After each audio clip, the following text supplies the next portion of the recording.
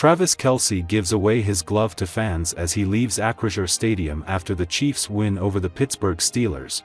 On Wednesday, December 25th, Travis Kelce had a memorable Christmas Day game. Kelce scored his team record 77th touchdown in a Christmas Day win over the Pittsburgh Steelers. However, after the game ended, Travis Kelce walked over to the fans and gave away his glove and pan to the fans who cheered for him throughout the game. On Wednesday, the Chiefs clinched the first seed in the AFC by dominating the Steelers and securing a 29-10 victory. Patrick Mahomes torched the vaunted Steelers defense, throwing for over 320 yards with 3 touchdowns, one of which made history as Kelce paid tribute to Pro Football Hall of Famer Tony Gonzalez by copying his iconic dunk celebration over the goalposts. Early in the fourth quarter, with the Chiefs leading 22-10, Mahomes wheeled away from Steelers' defensive pressure and slung a floated 12-yard touchdown pass to the wide-open Kelce in the end zone. The score represented a moment in history, as Kelce broke his tie with Gonzalez.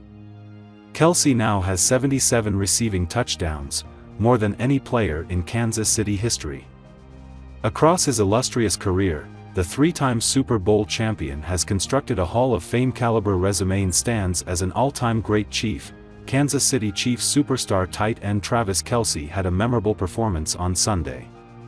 Not only did his team crush the Pittsburgh Steelers at Acrisure Stadium in Pittsburgh, but he also managed to break his tie with former NFL star Tony Gonzalez for most career touchdowns among Chiefs tight ends in history.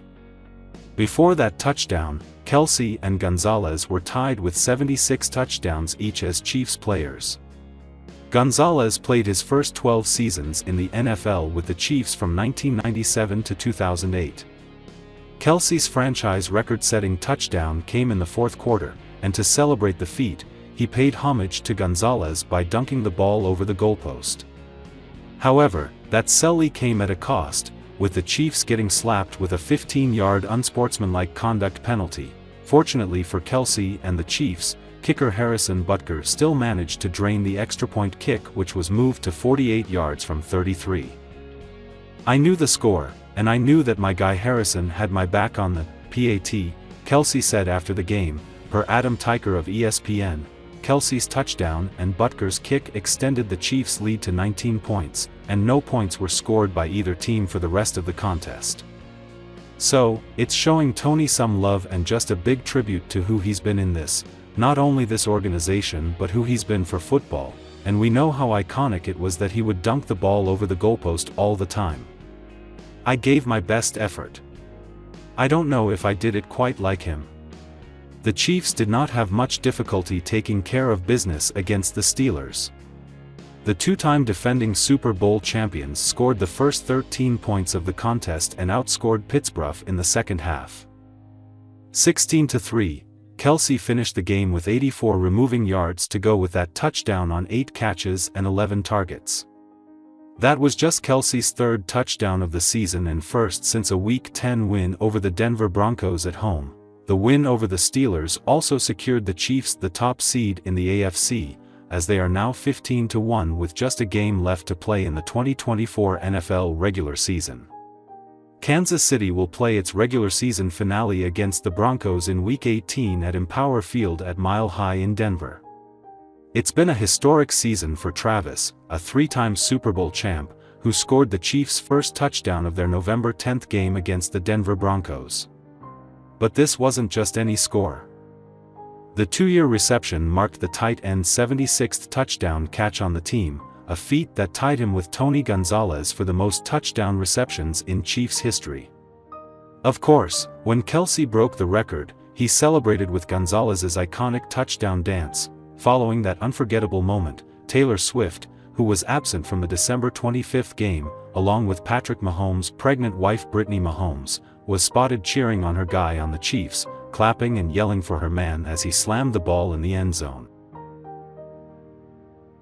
What's up, Travis? Congratulations on breaking the all-time Chiefs touchdown record. A lot of big names that you passed, including me. And I just want to tell you congratulations, man. I mean, watching you grow as a player on the field, off the field, everything that you've done for the game, for the position, Couldn't be prouder of you, couldn't be happier for you. Keep it up, you got a lot more to go, okay? Because I know you got it in you. Good luck to you, brother. Congrats. For that milestone moment, the cardigan artist wore her Kansas City red in the form of a checkered blazer and iconic crimson lip, and the good times kept rolling as the Grammy winner joined Travis' family at a Chiefs post-Thanksgiving game. In the spirit of Turkey Day, the Era's performer paired up with the star player's mom Donna Kelce for a family-filled game against the Las Vegas Raiders November 29th. But that's not all. Her dad Scott also joined the duo at Arrowhead Stadium, where all three were decked out in supporting team colors for Travis. The Lover singer even donned her 87 necklace as a nod to Travis' number. When you say a relationship is public, that means I'm going to see him do what he loves, we're showing up for each other, other people are there and we don't care, Taylor told Time in 2023. The opposite of that is you have to go to an extreme amount of effort to make sure no one knows that you're seeing someone. And we're just proud of each other. Taylor Swift and Travis Kelce's love story began in July 2023, when the singer's Eras tour made a stop at Arrowhead Stadium in Kansas City, Missouri.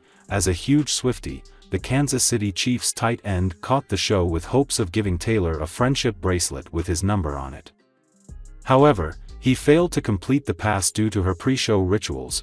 I was disappointed that she doesn't talk before or after her shows because she has to save her voice for the 44 songs that she sings, Travis shared on the July 26th episode of his New Heights podcast. So, I was a little butthurt I didn't get to hand her one of the bracelets I made for her.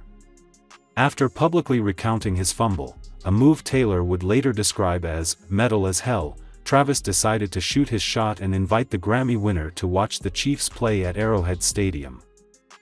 I threw it out there, I threw the ball in her court, he shared on the Pat McAfee show. I told her, you know, I've seen you rock the stage in Arrowhead, you might have to come see me rock the stage in Arrowhead and see which one's a little more lit. So, we'll see what happens in the near future.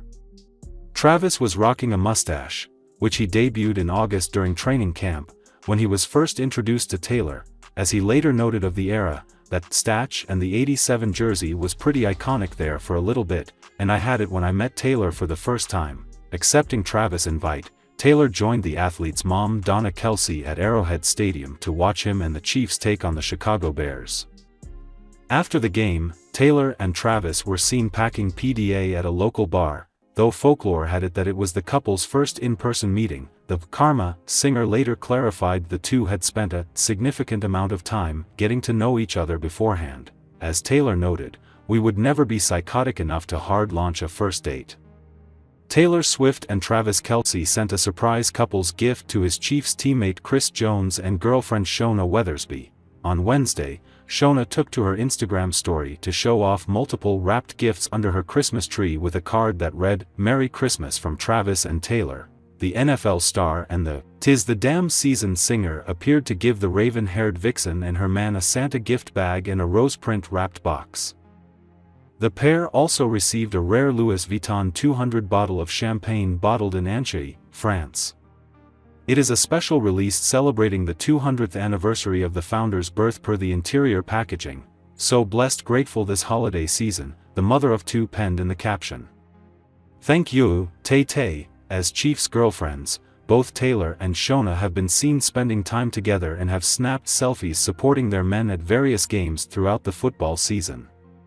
In fact, Taylor has appeared on her Instagram account multiple times, including on November 29th in a match against the Raiders and on October 8th during a match against the Vikings.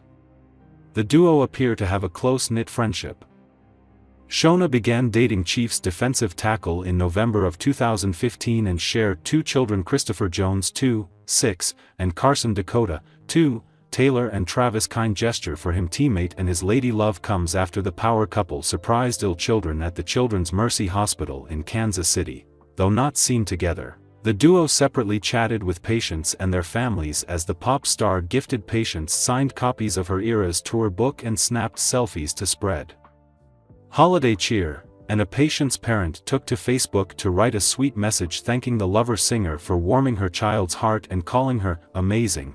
Taylor Swift came to visit, inpatient, Children today and Bailey was chosen since she requests Taylor songs during her uncomfortable procedures. They shared, "Y'all, she is amazing. On top of her sheer beauty, she was just as kind and personable and down to earth." She gave Bailey a signed copy of her Eras tour book and accepted a gift from Bailey, a diamond art picture. As well, Patrick Mahomes and the Kansas City Chiefs cruised to a 29-10 win over the Pittsburgh Steelers in Netflix's slightly glitchy Christmas Day production to improve to 15-1 and clinch the top seed in the AFC. However, the quarterback wasn't quite in a celebratory mood post-game. When offered cake by the Netflix NFL team, Mahomes humbly rejected it while emphasizing that he's watching his weight until the playoffs. Tight end Travis Kelce, however, didn't hesitate before diving into the red velvet cake shaped like a football. Mahomes won the game's MVP after completing 29 of his 38 passes for 230 yards and 3 touchdowns, his first with 300 yards and 3 touchdowns in 2024. During his breakout 2018 season, the Chiefs' signal caller accomplished the feat 7 times. Mahomes and Kelce were awarded Santa coats before Netflix reporter Stacey Dales prepared to offer the famous Kansas City duo yet more gifts. "We do have another gift for you," Dales said. "These are our Netflix custom Christmas game balls, and they're all yours, fellas. So, I'd like you to go ahead and pick them up. And they are a little bit heavy, but you can open them up." "I'm a little bit scared," Mahomes answered before opening up the ball to reveal a cake. "Oh, it's a red velvet cake," Kelce said with a beaming smile. Before Dales could ask if Kelce was interested in having any, the big Kansas City tight end started devouring the cake. Mahomes did not follow suit. "I'm watching my weight until the playoffs," the former NFL MVP admitted. Kelce disagreed. "It's more pushing it away than pulling it in, as Coach Andy Reid would say," he said with food in his mouth. With a first round bye already secured, the Chiefs could opt to rest both Mahomes and Kelce next week against the Denver Broncos. Meanwhile, the loss for Pittsburgh means the Steelers can no longer control their own destiny for the AFC North. They will need to beat the Cincinnati Bengals last week and hope the Baltimore Ravens drop one of their last 2 games. Andy Reid donned a Santa Claus suit in a giddy Kansas City Chiefs locker room on Christmas Day, then handed his team a present it increasingly looks like it deserves: home field advantage throughout the AFC playoffs. How Reid managed to slide into the costume so quickly after Kansas City's clinical 29-10 victory over the reeling Pittsburgh Steelers to lock up the top seed in the AFC for the 4th time in 7 years is a mystery, though he hinted there's an elf involved. How Reid's team manages to pull away from the pack year after year is not a lot of Patrick Mahomes, a dash of Travis Kelce, a splash of speed, a defense that quietly goes about its business, even when its leader is standing on the sideline in sweatpants. Yes, it has been ugly, by Kansas City's lofty standards, at times while the Chiefs have chased a 3rd straight championship. Yet as the playoffs loom, the group that looked so vulnerable for most of the season suddenly seems to be rounding into form. "Getting the number 1 seed is important," Mahomes said after throwing for 320 yards and 3 touchdowns. "It's like winning a playoff game." Even if how the Chiefs locked it up didn't exactly feel like one, Kansas City, 15-1, spent 3 hours toying with the Steelers, 10-6, like a cat batting around shreds of leftover wrapping paper. The Chiefs raced to an early 13-point lead and were never really threatened by Pittsburgh, which has dropped 3 straight to see its chances of capturing the AFC North take another hit. "That sucked, to be blunt," Steelers coach Mike Tomlin said. "It often does when Pittsburgh is on one side of the line of scrimmage and Mahomes is on the other." Mahomes is now 4-0 against the Steelers with 17 touchdowns against just 1 interception. He connected on first-half scoring tosses to Xavier Worthy and Justin Watson and added a history-making 12-yard touchdown flip to Kelce to seal it in the 4th quarter. The grab was the 77th scoring reception of Kelce's career, breaking a franchise record set by Hall of Famer Tony Gonzalez. The 35-year-old Kelce celebrated by dunking the ball over the goal post, a nod to Gonzalez's signature move. The gesture drew a 15-yard penalty for unsportsmanlike conduct, though it hardly mattered. Harrison Butker made the longer extra point and the Chiefs were firmly in control. "It's just showing Tony some love," Kelce said with a laugh on the day he joined Gonzalez and Jason Witten as the only tight ends to reach 1,000 receptions. Kelce finished with 8 catches for 84 yards while playing for an offense that is starting to get its swagger back. The defense wasn't bad either, even with 5-time Pro Bowl defensive end Chris Jones sidelined by a calf injury. Jones' teammates hardly looked gassed while playing for the 3rd time in 11 days. "It was tough," cornerback Trent McDuffie said. "I mean, 3 games in 11 days is crazy for anybody. But I thought we handled it very well." The Steelers did not. Pittsburgh went 0-3 during the span, a brutal stretch against Super Bowl contenders Philadelphia, Baltimore and Kansas City in which the Steelers looked outclassed. Perhaps more troubling than the losses is the way they played out. Pittsburgh lost each contest by at least 14 points and could find itself starting the postseason on the road after playing fast and loose with the 2-game division lead it enjoyed just 3 weeks ago. "I think that there's highs and lows in every season," Pittsburgh quarterback Russell Wilson said after throwing for 205 yards with an ill-timed pick in the end zone in the first quarter. "We've got to make sure that we end this last game on the right footing and right belief. That hasn't been an issue in years in Kansas City. Not with Mahomes at the controls. He spread his 29 completions to 8 different players, including a career-best 8 to Worthy and 4 to Hollywood Brown, whose return from injury has given the Chiefs another playmaker in what is starting to look like another stacked deck. We're playing, especially offensively, our best football of the year," Mahomes said. "Looks like it." The 2-time MVP hardly bothered by the ankle injury he suffered against Cleveland, throwing touchdowns to cap Kansas City's first 2 drives.